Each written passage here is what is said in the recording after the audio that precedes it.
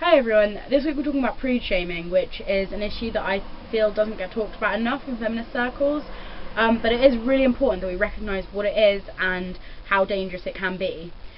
Prude shaming refers to how we judge and look down on people for not having enough sex. This sounds kind of ridiculous, but you see it all the time. Like Becca was saying, it's sort of become this well-worn joke in comedy, that not having a sex for a really long time is like hilarious. Because everyone should want to have sex loads, and you know, if you don't, then you want to, but you're clearly too much of a loser for anyone to want to have sex with you, which is just so funny. You know, that kind of shit. There's a whole lot of cognitive dissonance, I think, in this sort of mindset in this society, because I think that slut shaming is such a wide and prevalent thing, and then you've got prude shaming as well, which is, you know, almost just as widespread as slut shaming. And I just think, how can the two sort of, it doesn't make a lot of sense to me. You know, people are terrible for wanting to have lots of sex, or for having lots of sex, but they're losers and they're laughable or they're stuck up if they don't have lots of sex. Like, it doesn't seem to make sense, but there we have it. I think what's interesting is there's a difference between prude shaming towards men and towards women. I don't really know how much prude shaming comes into play for people outside the gender binary, so if you have any thoughts on that, I would really love to know, and let me know in the comments.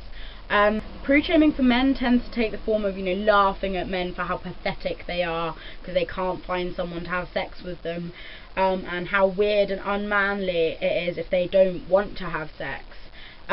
For men, having sex is seen as a way of, you know, exerting their power, and so if you don't have sex, clearly you're not very powerful, which is obviously a terrible thing. Yeah.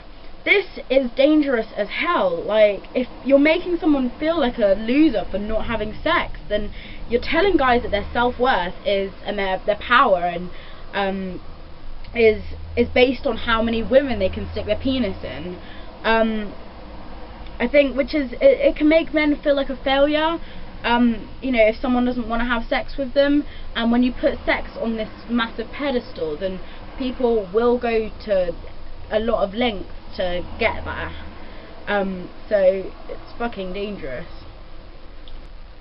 Prude shaming for women is a lot more aggressive. It's mostly based on shaming the woman for saying no when sexual advances are made towards her.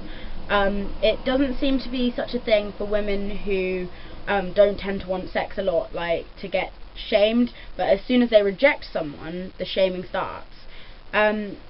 Which is just based on this whole, like, male entitlement thing, that women should want to have sex with you and be grateful for it.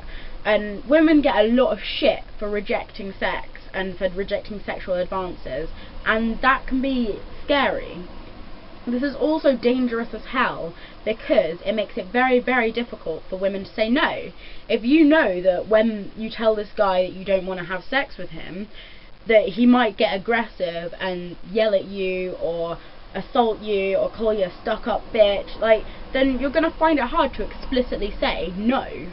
I think this is where women tend to do things like make up lies and excuses and try and sort of nicely their way out the situation. And then men get all pissed off because they're like, oh, why can't women just say what they mean? Well, because of you, dude. Like, you know.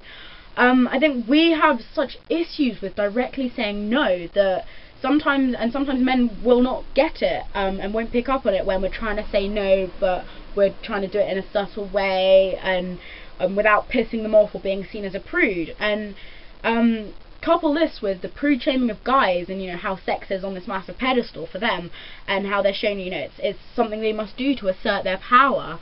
And you can see how it feeds into this very awful rape culture that we live in. I want to hear your thoughts on this, because my video has been very sort of heteronormative and very binary, and that's mostly because I don't have much experience or know much about prude shaming in other contexts. I want to know, like, let me know in the comments, do you see prude shaming in sort of queer and non-binary contexts? What form does it take? What is it like? Tell me if you feel comfortable with it. Tell me about your experiences with prude shaming, and what you think can be done to tackle it. Okay, I'd love to hear your thoughts, and I'll see you next week. Bye.